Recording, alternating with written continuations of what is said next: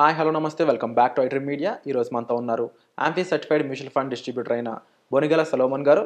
ముఖ్యంగా financial literacy గురించి, దాని యొక్క ఇంపార్టెన్స్ గురించి ఈరోజు ఎపిసోడ్ తెలుసుకుందాం. నమస్తే సార్.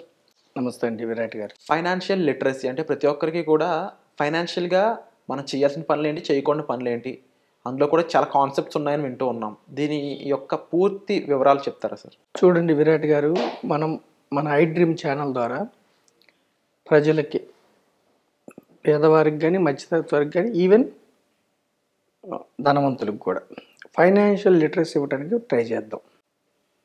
ఇప్పుడు చూడండి, చాలామంది గొప్ప గొప్ప చదువులు చదివి సాఫ్ట్వేర్ ఇంజనీర్స్ అయ్యి, సైంటిస్టులు అయ్యి, డాక్టర్స్ అయ్యి, అయినా కూడా అంత పెద్ద పొజిషన్లో ఉండి కూడా అప్పుల్లో ఉన్నారని మనం వింటాం. ఇది కేవలం ఫైనాన్షియల్ నాలెడ్జ్ లేకపోవటం వల్లే. ఎంత సంపాదిస్తున్నారని కాదండి, ఎంత డబ్బు మీరు సంపాదిస్తున్నారని కాదు, ఎంత మీరు ఇన్వెస్ట్ చేస్తున్నారు. ఇక్కడ మనం సేవింగ్స్ని ఇన్వెస్ట్ కింద మారమంటున్నాం. సేవ్ చేసే అమౌంట్ ఎంత మీరు ఇన్వెస్ట్ చేస్తున్నారు, అది ల్యాక్ అవటం వల్ల చాలామంది అప్పుల్లో ఉంటున్నారు. ఇప్పుడు చూడండి విరాట్ గారు, మనం ఒక మొక్క పెట్టాము, నిత్యము నీళ్లు పోసి దాన్ని పెంచామనుకోండి, కొన్ని ఇయర్స్ పెరిగిన తర్వాత దానికి ఇంకా నీళ్ళు అవసరమా? అవసరం లేదు. దానికి మనం ఇంక చేయాల్సింది ఏముండదు. అది వృక్షం అయిన తర్వాత అది మనకి నీడనిస్తుంది.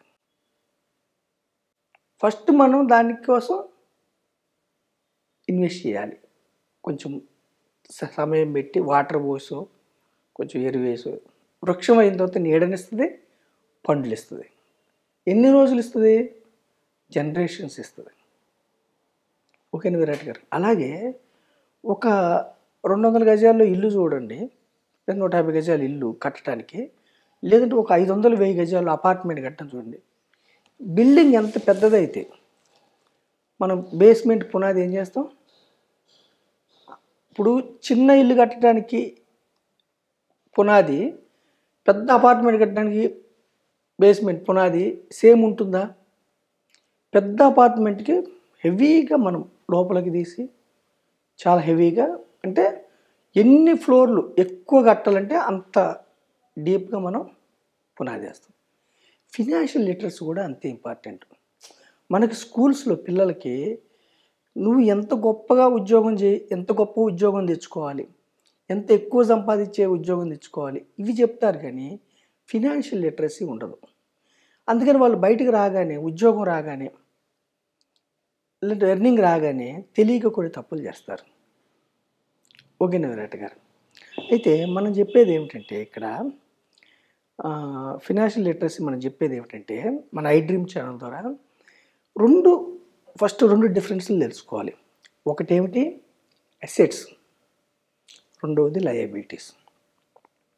అసెట్స్ అంటే ఫస్ట్ మనం ఏం చెబుతామంటే, ఇప్పుడు ఈ చెట్టుని ఎలా అయితే మనం వృక్షం చేసామో, మొక్కని, ఒక బిల్డింగ్ కోసం ఎలా అయితే మనం భారీ పునాది వేస్తున్నామో, మీకు ఉద్యోగం రాగానే, ఎర్నింగ్ రాగానే, యూత్ అయినా పర్వాలేదు, యూత్ మిడిల్ క్లాస్ అయినా పర్వాలేదు, పూర్ అయినా పర్వాలేదు, మీరు ఏం చేయాలంటే అసెట్ బిల్డ్ చేసుకోవడానికి ట్రై చేయాలి, ఆస్తి బిల్డ్ చేసుకోవడానికి ట్రై చేయాలి. లయబిలిటీస్ బిల్డ్ చేసుకోవద్దు. అసెట్ అంటే ఏమిటి ఫస్ట్ అర్థం తెలుసుకోవాలి. అసెట్కి లయబిలిటీస్కి డిఫరెన్స్ తెలుసుకోవాలి. అసెట్ అంటే నీ జేబులోకి డబ్బు రావాలి, నువ్వు ఇన్వెస్ట్ చేయటం వల్ల నీకు డబ్బు రావాలి. ఫస్ట్ ఒక ఎంప్లాయీ ఉన్నారనుకోండి, నెలంతా కష్టపడితే అతనికి డబ్బు వస్తుంది, జీతం. అతను ఎవరి కోసం కష్టపడుతున్నారు? ఫస్ట్ అతను కష్టపడేది ఎంప్లాయర్ కోసం, సంస్థ కోసం.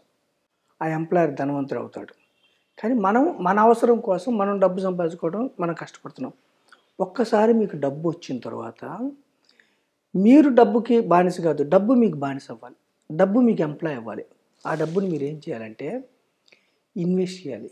ఇన్వెస్ట్ అంటే ఎప్పుడు కూడా మీకు ఆ డబ్బే మళ్ళీ డబ్బుని సమకూర్చాలి. డబ్బు మీకు లోపలికి రావాలి, మీ జేబులోకి రావాలి. లయబిలిటీస్ అంటే ఏమిటి? మీ జేబులోంచి వెళ్ళిపోతుంది.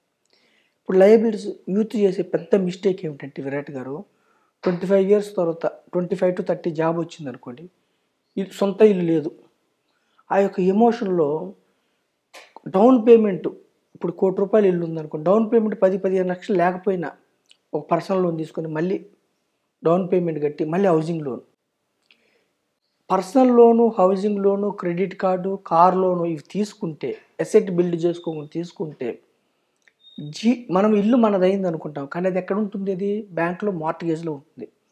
అంటిల్ అండ్ అన్లెస్ మన యొక్క లోన్ పూర్తయ్యే వరకు అది బ్యాంక్ ఆధీనంలో ఉంటుంది. ఈఎంఐలు మనం వచ్చే జీతంలో అది ₹1,00,000 వస్తుందా జీతం, 2 లక్షలు వస్తుందా, 3 లక్షలు వస్తుందా సెకండరీ.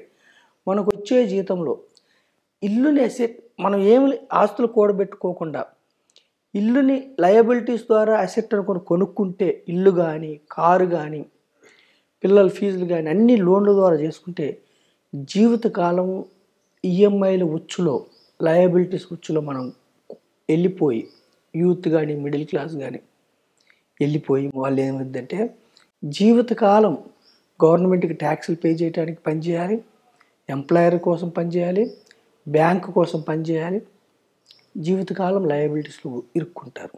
మనం సొల్యూషన్ ఏం చెప్తున్నామంటే మన ఐడ్రీమ్ మీడియా ద్వారా ఫినాన్షియల్ ఎడ్యుకేషన్, అసెట్ బిల్డ్ చేసుకోండి. అసెట్ ఎలా బిల్డ్ చేసుకోవాలి? అసెట్ బిల్డ్ చేసుకోవడానికి మార్గాలు ఏమిటి?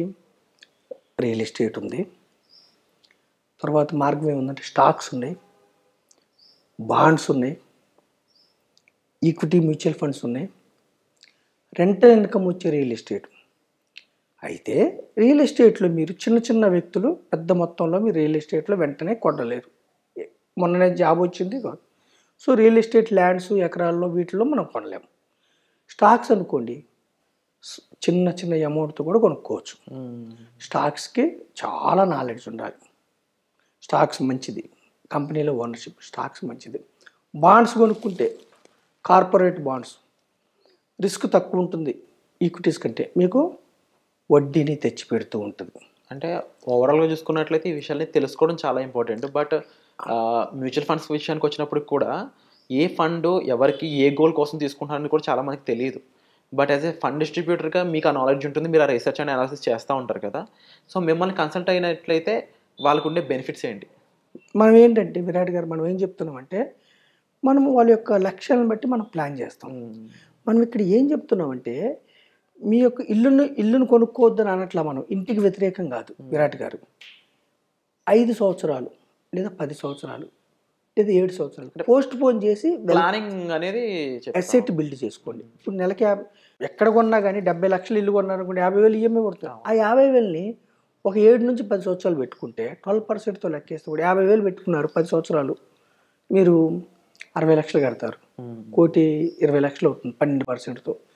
దాని నుంచి జీవితకాలం ఈఎంఐ కట్టొచ్చు, మనకు ఉద్యోగం ఉన్నా లేకపోయినా. కారు కొనుక్కోవాలంటే ఏం చేద్దామంటే విరాట్ గారు, ఫస్టే అసలు ఏం లేకుండానే డౌన్ పేమెంట్ లేకనే వెళ్ళి కొనే బదులు మనం ఏం చేద్దామంటే ఒక 5 ఇయర్స్ నెలకు 15,000 సిప్ కట్టుకోండి. ఈక్విటీ మ్యూచువల్ ఫండ్లో సిప్ కట్టుకుంటే మీకు అది ఒక అసెట్ బిల్డ్ చేస్తుంది. మీరు సుమారుగా అరౌండ్ 9 lakhs కడతారు. 15,000 5 ఇయర్స్లో 9 lakhs కడతారు. అరౌండ్ అది 12 lakhs వరకు అవుతుంది. 12% అంటే గ్యారంటీడ్ కాదు. ఆ 12 lakhsతో మీరు ఈఎంఐ కట్టుకోవచ్చు.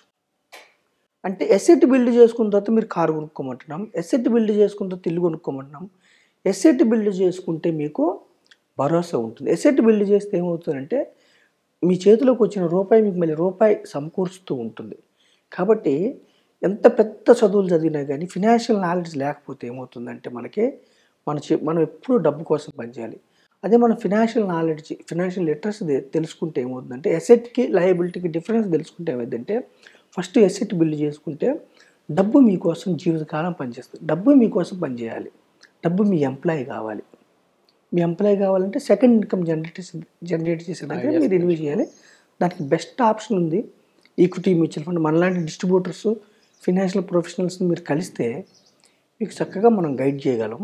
సో ఫినాన్షియల్ లిటరసీ అనేది మనకు చాలా ఇంపార్టెంట్. అందుకే మన ప్రజలకు అందించే అవేర్నెస్ మనం ఐడ్రీమ్ ద్వారా ఇస్తున్నాం. Thank you so much sir. And తప్పకుండా దీనికి సంబంధించిన విషయాలు మరిన్ని ఎపిసోడ్ ద్వారా మీరు అందజేయాలని మనస్ఫూర్తిగా కోరుకుంటున్నాం. Thank you so much. Thank you అండి విరాట్ గారు.